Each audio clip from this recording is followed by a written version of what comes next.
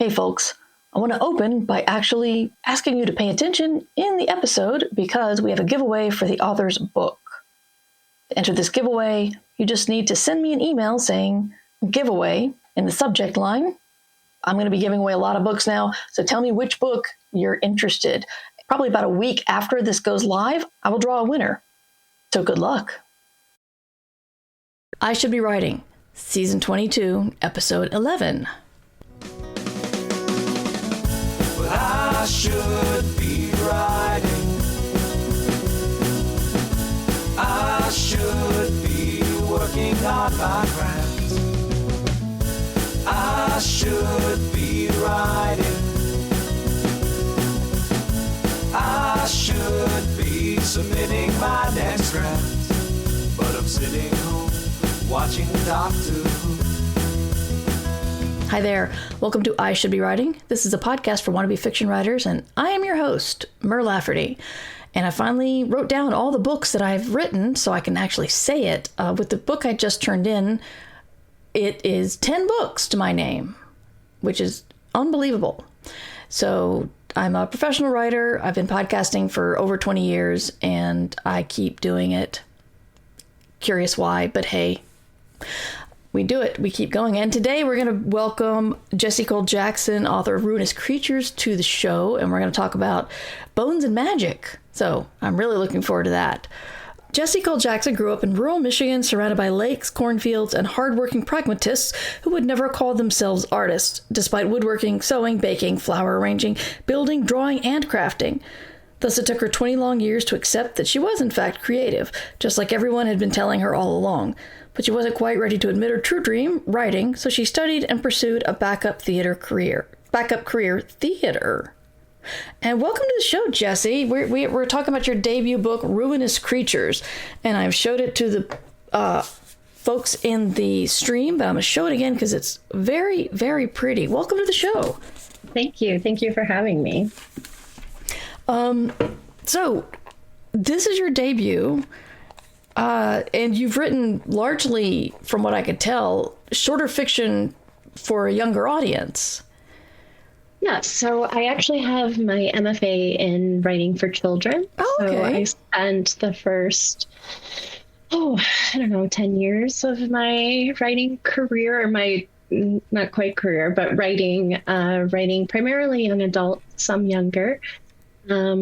Before trying my hand at an adult story. I think I went out on submission with 5 projects that never sold and was like, you know what, I'm giving up. I'm going to just write something for me. I loved fantasy and I loved historical romance. So like that was what I wrote when I needed like a palate cleanser or just for fun. It was like candy reading. Yeah. So the 5 projects that went out on submission, were those all children or YA? Yep. Wow. It was a mix of young adult, middle grade, and 1 picture book in there. Oh, wow. Yeah. But you sold Ruinous Creatures. I did, yes. Wow. I sold it on a partial.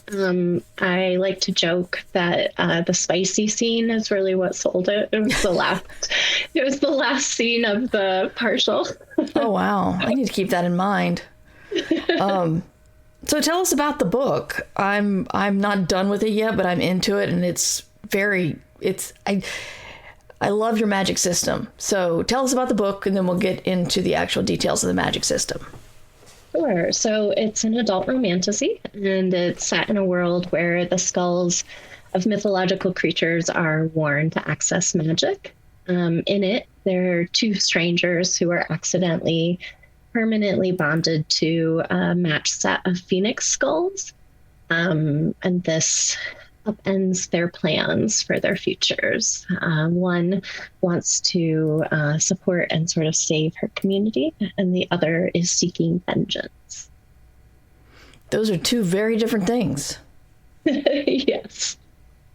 Let's get into the magic. You've got somebody who really doesn't like her job, which is polishing the bones with whatever item the bones tell her they want. And she kind of hates it. which, you know, is already like, it sounds so cool to me. I kept wondering what her problem was. But yeah, let's talk about the magic system. So what they do is they prepare them for the people who eventually put them on, correct? Yes. Yeah. So only some of the people are, I don't want to say able, because other people could wield the magic, but only some people, specifically the religious orders, have access to the magic, are bonded with the skull. So Adela, the protagonist, she's in a community that cares for the creatures. And then she's one of the ones who actually cares for the skulls of the creatures. And she finds 2 phoenix skulls and is kind of compelled to clean them up, even though her boss tells her not to. And then it feels like the compulsion is the big catalyst that drives things. How did you come up with this magic system? So I was inspired by a couple different visual images. One was a high fashion photo shoot that I stumbled across on Twitter back when Twitter was a thing that all the writers were on. I remember that. Yeah. And I think it's a Dior shoot. It's really gorgeous. And the models are all wearing like these heavy brocade garments, a lot of gowns, some like suits and things. And in the background are these beautiful white horses. But in my memory, they were unicorns. That's just sort of like the vibe. Why not? of the shoot. And then I stumbled across another picture, an illustration on Pinterest of a woman wearing a unicorn skull. And those things sort of joined in my head. And I was like, what sort of world would exist where like those things could both exist, both the like lushness and ornateness of those clothes, along with the sort of macabre wearing of a mythological creature's skull? And what would it mean? Like, what would human get from wearing a mythological creature skull? Like, what kind of magic and power could they potentially pull from it? What would that look like? And who would have access to it and all of that stuff? Right. The question of who has access to any sort of magical ability is often something a lot of authors don't seem to explore that. Like oftentimes magic is something you have or you don't. You know, who gets access to it is a much bigger like class or socioeconomic problem. Yeah, I wanted to explore power and like how people would control that kind of power if it's not based on like, if it's not something you're born into necessarily, right? So then how would that be manipulated potentially? Right. I suck at romance. It's like I just feel all awkward, and I'm just amazed that you could go from focusing on children's books to spicy romantasy. How did you make that leap, and can you show me? I had to unpack a whole lot of shame. Oh no. Around sexuality and desire, and being willing to be vulnerable and showing other people those parts of myself, right? I think if you can do that, I mean, I think all writing, all creating is being vulnerable and showing off parts of yourself that you might be sort of scared to show the world. And so, yeah, that was, and it was a process, right? It was a long process. When I sold the book, I was like, oh no. Now people are going to know. Yes. But one of the big things that helped me a lot is having friends who wrote in the adult space and specifically in the romance space, and talking with them about like how they wrote spicy scenes, and like what do you focus on, and actually focusing on like the emotional core of those, and how the physical relationship between the characters is in fact influencing or impacting their emotional impact, just like you do in like a fight scene, right? Like it's not just there to like entertain, like it's also telling your reader something about the character and how they interact with the world. Yeah, that's great. Yeah, my a previous agent, the thing she always said is, yeah, but what are they feeling in this scene? And because a lot of her authors just were not taking it that as far as it needed to go with the actual emotional impact of the scene. And so I think about that a lot when I'm writing. It's like, okay, what are people feeling? I don't want Jen to yell at me.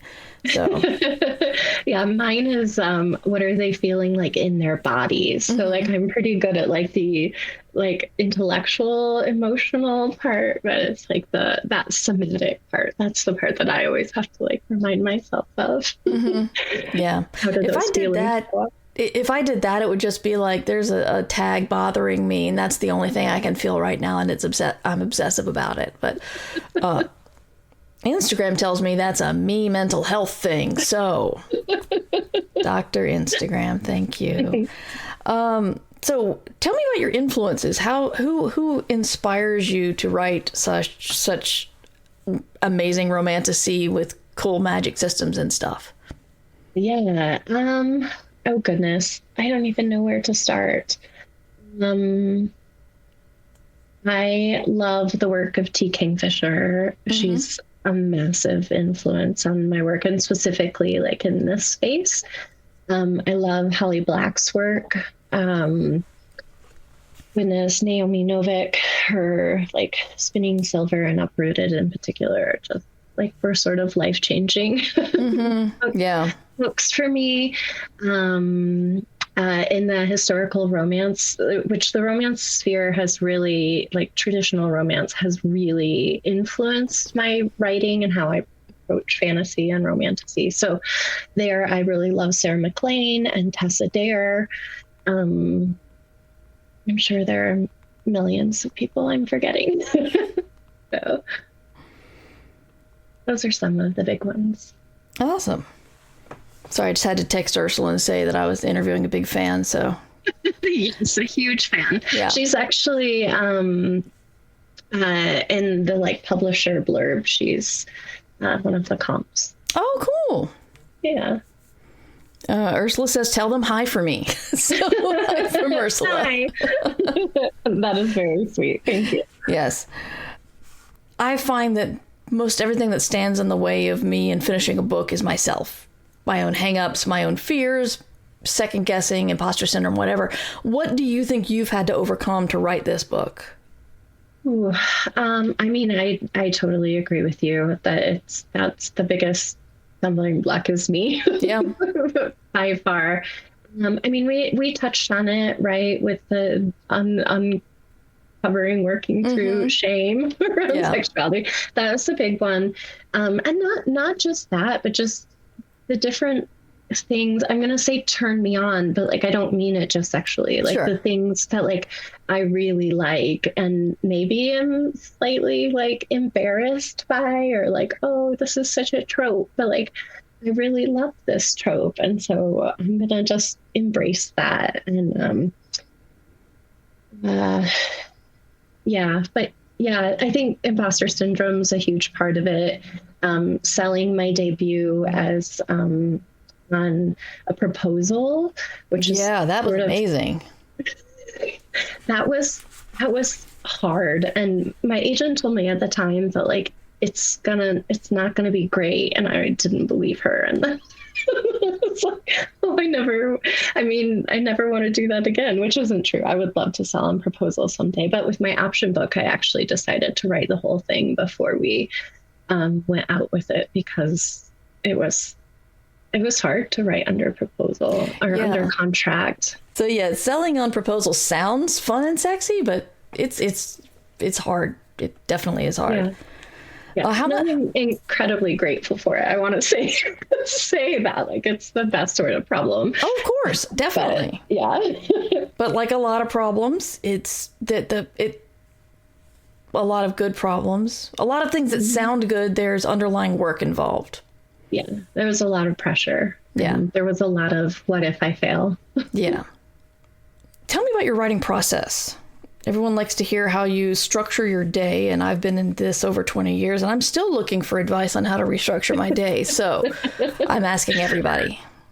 I am chaotic. So I don't know if I am the best person to ask.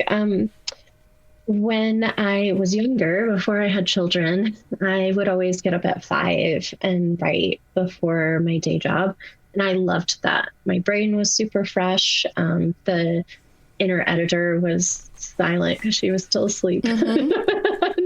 And I got so much good work done. And then I had a baby, and she didn't believe in sleep. And so I could no longer wake up that early. And then when she was older and did believe in sleep, she didn't believe in sleeping while other people were awake.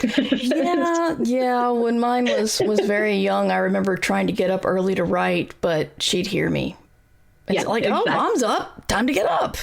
Exactly. So, yeah. So I haven't been part of the 5 a.m. Writers Club in a long time. So now I do it when I can. I still try to write in the morning when I'm able to. Mondays and Fridays are just writing days. And so those days I'm actually able to like do a large chunk of my like drafting or revising, like actual writing work in the mornings, which is lovely. Otherwise, I escape to coffee shops and write there. I write in the evening very little just because my brain's too mushy. It's just not the time of day for me. I go away, so do long weekends, writing retreats with friends or by myself. Yeah, I have an incredibly supportive partner, and like so much credit to him because it's very important. It makes a huge difference. It really does, especially with little ones. But even before we had kids, like he makes it all so much easier. That's good. I'm glad to hear that. When people tell me their spouses are not, or partners are not supportive, it just makes me cry a little bit inside. I don't know how people can do it without support. Even if it's just emotional support, and it's not like giving the time and like doing the dishes, or cleaning, or taking on extra household chores because you're under deadline. Like, I don't know how people do it without that kind of encouragement. So I'm very lucky there. So what are you reading right now? I am currently reading, I hope I don't get the title wrong, The Ornithologist's Field Guide to Love. It's in, I think I have that. India Holton, I think is her name. It's so fun. It reminds me of, I don't know if I ever pronounced her name right, but Gail Carriger. It reminds me of her work a lot. Cool. It's sort of like tongue-in-cheek, quirky kind of fantasy. It's really fun. Awesome. What do you wish you knew before taking this on? The new switch in genre and length, I assume, and romanticy bit. Yeah, so the length was about the same in terms of, because I was writing YA fantasy, so it wasn't too much different. What do I wish I had known? I probably just that I could do it, and that that I could do it. I could write under deadline and under contract and all of those things. Otherwise, it's like little quirky things. Like, I didn't know that when your copy editor puts in a query that you have to answer it. I thought you could just if it was right as is in the document, like you could just ignore it. And then in my past pages, I had all these queries left. Yeah. I was like, why did they ask this again? Yeah. Yeah. I didn't know. So lots of silly things like that. Yeah, there's a lot of editing shorthand and expectations that nobody tells you. I've had to go ahead. Sorry. Oh, I've had to look up some because I'm, too embarrassed to ask, but I try to look up what certain symbols or shorthand means. Mm-hmm.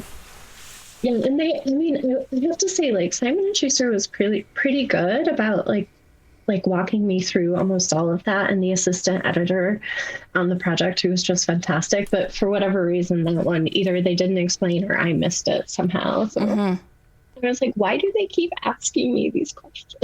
Yeah. Because I didn't answer them. So you said you've got an option book. So this was a 2-book deal? No. So this is just a 1-book deal. Okay. And then they have the right to look at my next book before anybody else gets a chance to look at it. So, do you know what you're going to write? Or are you working on it now? I actually just sent it in. It's in my editor's hands right now. I should know my fate within the next month or so. Excellent. But yeah, it's a book. It's set in this same world, but it's another standalone. It's about, it's quite a bit in the future. And it's a slightly different community, and they use the bone magic slightly differently. So. Oh, cool. What made you decide to make the jump in time, keep the setting, but change it a little bit and change the characters? Yeah, I really love standalone. So I wanted to do another standalone. And I felt like if I did it too close on the heels of this, then I would need to tie it in a little bit closer, and it would feel more like a sequel. Mm-hmm. And also I wanted a significantly different setting. So the new one, if it ever becomes a book, the current manuscript is set on a freshwater peninsula. So I'm in Michigan, and we have a bunch of little peninsulas up in the north that are just beautiful. And it's not a location that you see very often in books, and especially not fantasy. I feel like usually it's a saltwater sea or saltwater that they're next to. And so I really wanted to explore a setting similar to a northern Michigan peninsula. Right. Well, in the chat, if you guys have any questions for Jessi, let me know. Don't forget that. And I do have a copy of Ruinous Creatures to give away. I'm very excited about that. What advice would you give to new writers? Probably to write the thing that scares you the most. I've heard that before. What does it mean? What about this book scared you? So much of it. I think the themes hit really close to home. So the exploration of really letting yourself be seen in order to be loved was something that was very, very close to me and hard to just put out there into the world, and not even put it out into the world, but to sit with it for years, right? To dig into it and write about it for years. Obviously the sex stuff, which we talked about, was scary. And it was bigger than anything I tackled before. So I tend to write sort of cozy fantasy generally, which wasn't really a thing that was selling in the traditional market when I was writing. Now I'm like, oh, okay, yeah, this is great. I had that with superhero fiction back in 2007. Yeah. And I think it's awesome. I love to see it expanding. I wish I had done it a little sooner. That's okay. So this project was a little scary in that way, that it was tackling bigger social questions and stuff like that. People from chat, Jasmine wants to know if you write sequentially or just write the scenes that pop in your head and connect them later? Pretty much always sequentially. If I'm really stuck, I'll jump ahead to a scene that sort of feels like candy and I'll let myself go like have some fun and then go back. And I will say I do a thing so when I did my MFA, I worked with Delia Sherman on my thesis. And I worked on this, I did this thing often. I had a hard time transitioning between scenes. And so I'd do a thing where I'd put in brackets, like add transition here. And she was like, usually when you do that thing, you don't need those transitions at all. You can literally just skip ahead. So I still do that practice of like putting the transition here, and almost, I would say 90% of the time I go back and Delia-fy that note. Just get rid of it entirely because I don't need the transition. I need maybe a half a sentence of transition as opposed to a scene that I thought I needed. Yeah, a lot of it is, just, well, as you said, believing in yourself and seeing yourself to get the job done. You don't need those. Mm-hmm. We have some more questions from chat. We have Underpope wants to know, what was your outlining process like? Oh, so I have a Frankenstein combination of outlines that I've put together that includes Save the Cat and the heroine's journey, and I can't remember the guy's name. There's a third one that I use, but basically I use what's essentially a 4-act structure because Save the Cat is a 3-act structure, but 2A and 2B are essentially 2 different acts, I think. So yeah. So I go through and outline that and break it down into beats, and then do like a synopsis from there, and then take the synopsis and break that into chapters. And then usually I redo that process about 3 times as I'm writing, because I'll write Act 1 and then adjust the rest of the outline, and I'll write 2 and then I'll adjust, because I'm a bit of a mix between a plotter and a dancer. Mm-hmm. So like I'll discover things as I'm going and need to rework that one. Cool. We got 2 questions about editing. We got, do you love it or hate it? And what is your revision process like? Yes, I love revising. The blank page is the scariest part to me. So drafting is always very, very hard. My revision process is, I have I don't know if you're familiar with Anne Lamont's Bird by Bird. Yeah. And she has the concept. I think you don't do swearing on here, so I'm not sure how to. I can bleep it out. You can say whatever you want. Okay. So Anne Lamont has this first draft, right? Mm-hmm. And so I'm a big fan of the first draft because the 0 draft is my hardest by far. And then from there, when I'm revising, I have a rule that's don't polish. Mm-hmm. So basically I go through and I do the biggest picture changes first, any kind of movement that I need to do of scenes or chapters, which usually happens. I often have to do some reordering of like things. That's happened less as I've gone, but it still happens where I have to move things around. So I do all of that first, and then I get more and more granular, and I don't actually pay attention to the language until like my second to last class. Mm-hmm. And then I start really like honing in on the language. And a lot of times by then I actually don't need to do a lot of that work because the natural voice will sort of come through as I keep working on the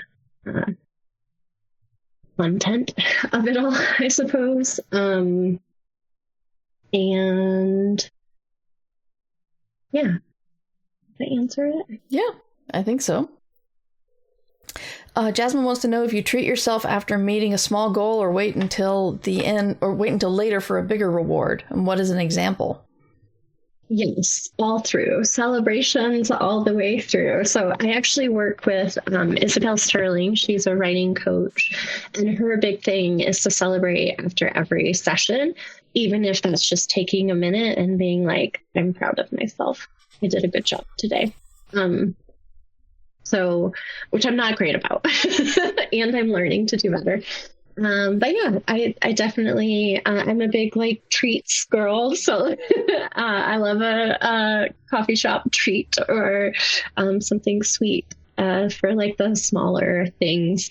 I will often do, like if I'm turning in a draft or something like that, I'll do like a nice dinner with friends or something like that. And then, yeah, just keep celebrating all the way along. When you sell the book, you celebrate. When it comes out, you celebrate. When it comes out today, it released in Germany. Oh, congrats. Thank you. Oh, you already got the German version? This hasn't even been out that long. Yeah, they sold it right on the heels of selling the US one. And that's great. Germany was really excited about it. So they negotiated with Simon & Schuster to get it to release so close. Very cool. Yeah. Well, this is available for English speakers and German speakers, it seems. Yeah. Yep. And more coming, but I have no idea on the timelines. Right. So I've worked with like a creative coach, and I've worked with somebody who focuses on people who make content online, not necessarily what the content I make, just overall. But I've never worked with a writing coach. What does that entail? Yeah, so Isabel's work is all about, she has a podcast called The Author Burnout Cure. Ooh. And it's all about finding joy in the process of writing and becoming confident in what you're doing. So as an author and as a writer, which I think are different. Those are different competences that you need to build up. So a lot of the work that I've done with her has been working on that sort of imposter syndrome and those fears and how to like basically talk kinder to myself. And then how much easier is probably not the word, but how much better the process of writing becomes when you approach it from a place of confidence instead of a place of insecurity or fear. Mm-hmm. She's doing really good work. It's really cool. Space Valkyrie says, the author burnout care absolutely will come for your bad habits. Excellent podcast, has dragged me in the best way before. Author burnout cure, yes. Awesome. Everybody loves hearing about new podcasts to add to their list. Do you use any tricks for creating character names or titles? No. I just sort of make them up. Yeah. So the title for Ruinous Creatures was, that was a collaborative effort. It took us a long time to find the title for it. So the working title was called Masked, Masked, which I think is a great title for it, except it's hard to pronounce in a way that people can like hear it. So people hear Masked, like MAST, I think, at least in my Michigander accent, where I drop all the consonants. And so we decided to go with something else. So it took my editor, the assistant editor, and my agent all working together over the course of, I don't know, it was a couple of weeks of back and forth before we settled on Ruinous Creatures, but really love it. I think we got there in the end. No, it's great. It absolutely is great. I remember, this is something I don't think a lot of new writers or readers understand, which is marketing holds the power when it comes to your book title and your book cover. And my last 3 books were chosen by my editor and marketing, and I think they're fine. You know, I don't dislike them, but they like my new one. So yeah, I guess that's good. That's good. So yeah. I got to name my latest one. But yeah, the relinquishment of power and decision making is sometimes difficult. For me, especially with regards to art, it's fine because I am not an artistic person. I don't think visually. And they're like, what do you envision for your cover? I'm like, I don't envision my cover. That's why I'm a writer. Yeah, I try not to say it that rudely. I come from a visual arts background, and so I was really scared about the process of the cover and creating the cover. I did get quite a bit of input, both in sending along like inspiration images, or not inspiration, but like, here are some covers I really love and that kind of thing. And then once they had the cover macked up, I was given the chance to give feedback, which was more than I expected. And I was really pleased. And I think it's a really striking cover. I think they did a great job. Oh yeah, it definitely is. We are nearing the end of our time. Is there anything you would like to talk about that we did not touch on yet? I don't think so. I guess I want to add what I told you before we started recording, which is that yours was the first podcast that I started listening to when I very first started, when I was a very baby writer, 14 years ago now. So I'm so grateful that you have this podcast, and that now I'm a guest. Yeah, I'm delighted to be here. I love hearing that. It just makes me so happy every time that I'm actually helping. Yeah, absolutely. It's nice to hear. So Ruinous Creatures is out, as we said. Where can we find you online, Jessi? You can find me at jessicolejackson.com and on Instagram at Jessi Cole Jackson. Awesome. And if you want to see my stuff, the show notes, lists of my books, lists of my other podcasts, news, I don't know, you can go to merverse.com. But most of my newsletter type podcast release stuff is through Patreon now, and that you can still have a free Patreon account, so you can get all my newsletters for free. But I am trying to consolidate over there because they don't make me want to throw things across the room the way MailChimp and Ghost did. But merverse.com is a good place to start. And thank you very much to Jessi. Thank you to everybody in chat. If you guys want to come to our next live show, they're usually Thursday afternoons, 3 p.m. Eastern Time at twitch.tv/MightyMer. We love having a live audience help us along and all that. But thank you, Jessi. Thank you, chat. And I'll see you guys next time. And until then, you should be writing. Thank you for listening to I Should Be Writing, the longest running writing podcast in existence. This episode was made possible by the Fabulous, who support the podcast via Patreon or Substack. Join the Fabulous at patreon.com/mightymer or mightymer.substack.com. Theme music provided by John Anelio, art provided by Numbers Ninja, and podcast hosting provided by Libsyn. This episode is released under Creative Commons Attribution Non-Commercial No Derivatives 4.0 license. You can find all of my books and podcasts at merverse.com. I should be writing.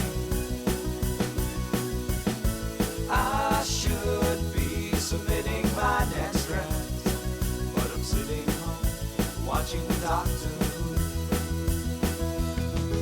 I'm sitting home watching Doctor Who. This episode of I Should Be Writing is brought to you by The Fabulous, including Nicole Bazemore, Pauline Barnby, Poe, Rachel Rosdizial, Richard Cartwright, Richard S. Crawford, Scott Phillips, Shauna the Neurodivergent Crafter, Shannon Farrell, and Cheryl R. Hayes.